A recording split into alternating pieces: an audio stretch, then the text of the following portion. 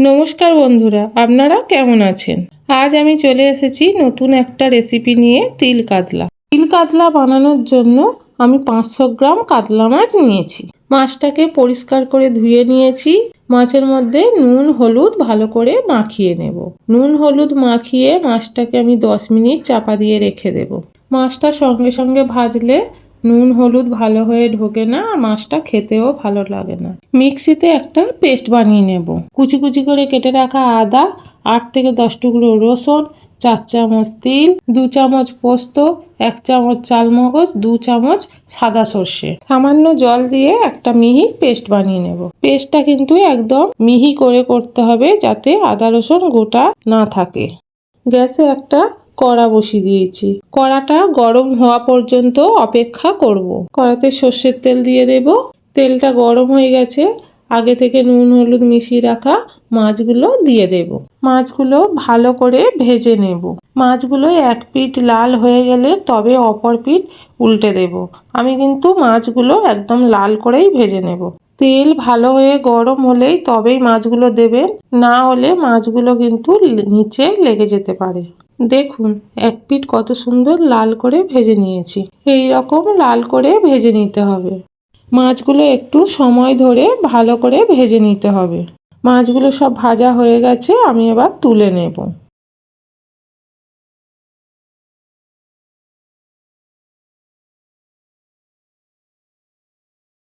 কড়াতে তেল রয়েছে, আমি আর তেল দেব না। আমি একটা পেঁয়াজ পাতলা পাতলা করে কেটে নিয়েছি বেরেস্তা ভেজে নেওয়ার জন্য। বেরেস্তাটা ভালো করে ভেজে নেব। একটু নেড়ে নেড়ে ভাজলে তাড়াতাড়ি ভাজা হয়ে যাবে।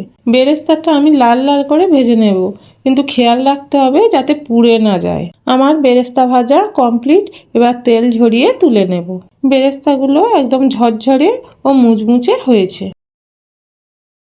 কড়াইতে গোটা গরম মশলা দিয়ে দেবো, একটা দারচিনি, 2টো এলাচ, 3টে লবঙ্গ, একটা তেজপাতা।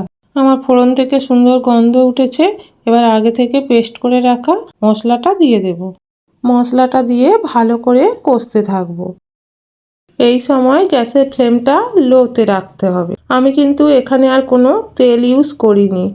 আর মশলাটা কিন্তু অনবরত নাড়তে হবে, না নাড়লে তিল দেওয়া আছে, মশলাটা নিচে লেগে যাবে। মশলার বাটি ধুয়ে একটু জল দিয়ে দেব। জল দিয়ে মশলাটাকে আবার একটু ভালো করে কষিয়ে নেব। ওপর থেকে তেল ছেড়ে দিয়েছে। এই স্টেপে একে একে কিছু গুঁড়ো মশলা অ্যাড করে দেব।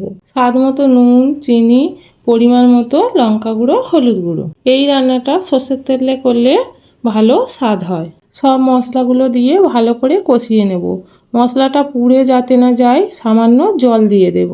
জল দিয়ে ভালো করে কষিয়ে নেব। মশলা আমি ভালো করে কষিয়ে নিয়েছি। ওপর থেকে তেল ছেড়ে দিয়েছে। এবার আমি জল দিয়ে দেব। ঝোলের জন্য পরিমাণ মতো জল দিয়ে দিয়েছি। এবার ঝোল ফুটে ওঠার অপেক্ষা করব। ঝোল ফুটে গেছে। এবার আমি ওপর থেকে ভেজে রাখা মাছগুলো দিয়ে দেব।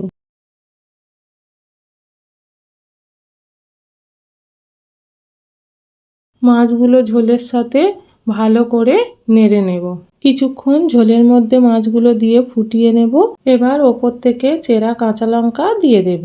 কাঁচা লঙ্কা দিয়ে কিছুক্ষণ ফুটিয়ে নেওয়ার পর গরম মশলা দিয়ে দেব।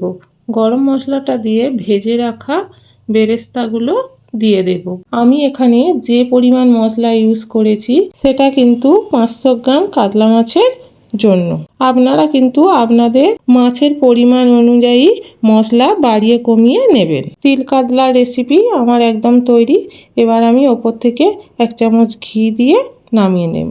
তাহলে দেখতেই পেলেন তিল কাতলা রেসিপিটা বানানো কতটা সহজ।